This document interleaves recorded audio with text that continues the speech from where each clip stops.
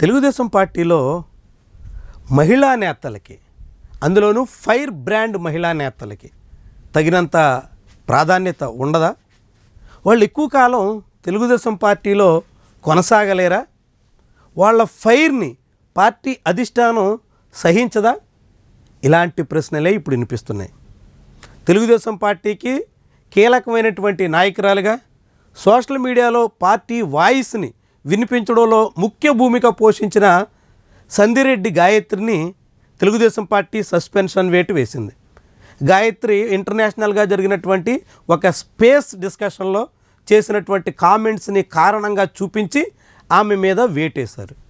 ముఖ్యంగా RSS BJP శ్రేణుల నుంచి వచ్చినటువంటి ఒత్తిళ్లకు తలొగ్గి తెలుగుదేశం పార్టీ అధిష్టానం నిర్ణయం తీసుకున్నట్టుగా కనిపిస్తుంది. తమ పార్టీ తరపున విపక్షంలో ఉన్నప్పుడు కూడా వైఎస్ఆర్సీపీ నుంచి ఎంత ఒత్తిళ్లు వచ్చినా వెనకడుగు వేయకుండా నిలబడి పోరాడినటువంటి మహిళా నేతకి, ఫైర్ బ్రాండ్ అనేటువంటి పేరున్నటువంటి నాయకురాలకి టీడీపీ అధిష్టానం ఇచ్చే గుర్తింపు ఇదేనా అనేటువంటి ప్రశ్న ఇప్పుడు గాయత్రి వ్యవహారంలో వినిపిస్తుంది. ఈ గాయత్రి కాదు, ఎన్టీఆర్ హయాంలో రేణుకా చౌదరి నుంచి మొదలుకొని అనేక మంది మహిళా నేతల విషయంలో తెలుగుదేశం పార్టీ ఇదే రీతిన సాగినట్టుగా కనిపిస్తుంది. తెలుగుదేశం పార్టీతో రాజకీయ అరంగేట్రం చేసిన రేణుకా చౌదరి పెద్ద ఫైర్ బ్రాండ్గా గుర్తింపు సాధించారు. ఆమె చాలా దూకుడుగా వ్యవహరించారు. చివరికి ఆమె దూకుడిని తెలుగుదేశం పార్టీ అధిష్టానం కూడా సహించలేకపోవడంతో ఆమె చివరికి కాంగ్రెస్ పార్టీలో చేరి కాంగ్రెస్ పార్టీ తరపున మంత్రిగా, ఏకంగా రాజ్యసభ సభ్యురాలుగా, కేంద్ర స్థాయిలో కూడా చక్రం తిప్పేటువంటి స్థాయికి ఎదిగారు. తెలుగుదేశం పార్టీకి కాంగ్రెస్కి ఉన్నటువంటి తేడా రేణుకా చౌదరి విషయంలో ఆనాడే స్పష్టమైంది. ఆ తర్వాత కూడా అనేక మంది మహిళా నేతల విషయంలో ఇలాంటి పరిణామాలు చాలా జరిగాయి. రీసెంట్ కాలంలో మనం చెప్పుకుంటే సాదినేని యామిని చాలా ఫైర్ బ్రాండ్ నాయకురాలుగా 2014 నుంచి 19 వరకు ప్రభుత్వం పక్షాన చంద్రబాబు, నారా లోకేష్ని డిఫెండ్ చేయడంలో క్రియాశీలకంగా పనిచేశారు.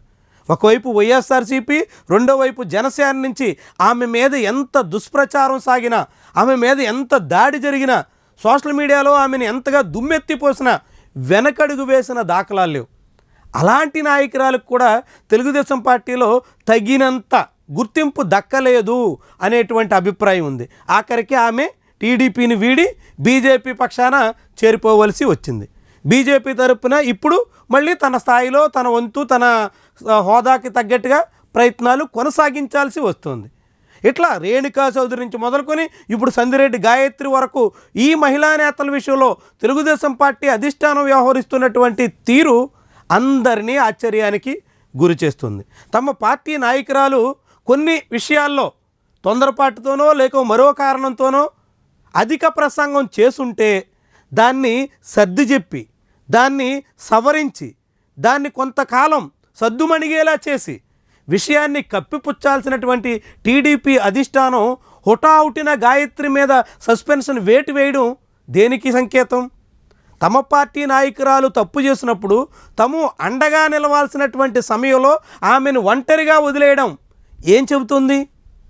పార్టీ విపక్షంలో ఉన్నప్పుడు తమ తరపున గొంతు విప్పడానికి అవసరమైనప్పుడు గాయత్రిని ప్రోత్సహించి, ఇప్పుడు అధికారంలో ఉన్నప్పుడు తమకి ఎవరే అవసరం లేదన్నట్టుగా అలాంటి నాయకురాల్ని రోడ్డును వదిలేస్తాం అనేటువంటి సంకేతం తెలుగుదేశం పార్టీ నుంచి ఇచ్చినట్టు అయ్యిందా?